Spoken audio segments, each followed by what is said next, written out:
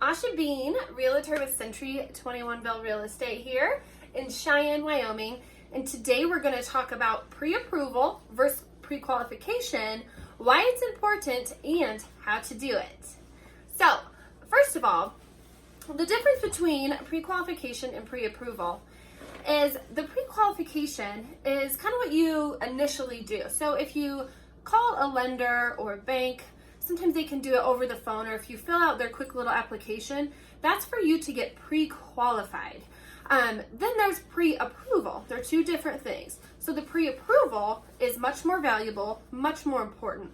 It's where the lender actually goes in, checks your credit score, checks your income, verifies it, verifies your employment, and there's a bunch of additional documentation that they need as well. So why is it important to be pre-approved or pre-qualified? So you want to do this really before you even start looking at houses for a couple different reasons. The first reason being you could be out looking at homes, and you know that you're going to be okay getting pre-qualified.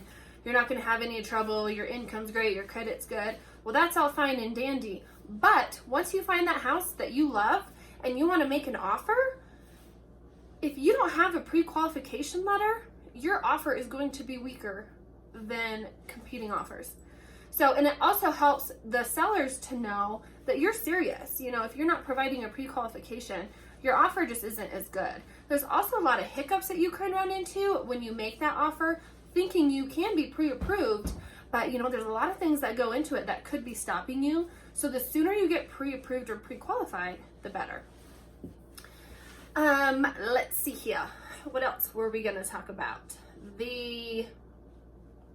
How to be pre-approved and pre-qualified. So, need some coffee. All right, so you might be thinking, okay, Captain Obvious, I just walk into my bank, obviously, and tell them I want to buy a home, and then they set me up with somebody who can, get me a mortgage. Well, yes, that is one way, but not all banks are created equally. So you could walk into, the bank that you are with right now, and they could deny you. You could walk into 1, 2, or 3 banks, and they could deny you. However, you could call a mortgage lender, and they would pre-approve you. So what I mean by not all banks are created equally, they're different. There's some banks that are willing to work with people who have lower credit scores, or their income is kind of wonky, and maybe they're self-employed and it's not a steady income from month to month. So there's different programs too for every buyer. There's so much that goes into it. So that's a little bit about pre-approval and pre-qualification.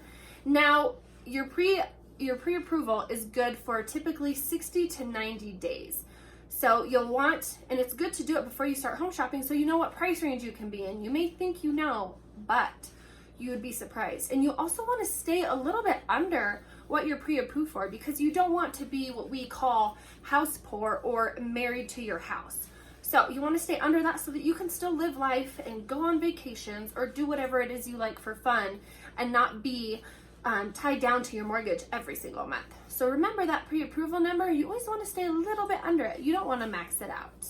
And that's just a little bit for my home buyers today about pre-qualification and pre-approval. As always, if you have any questions at all, just get a hold of me. Let me know.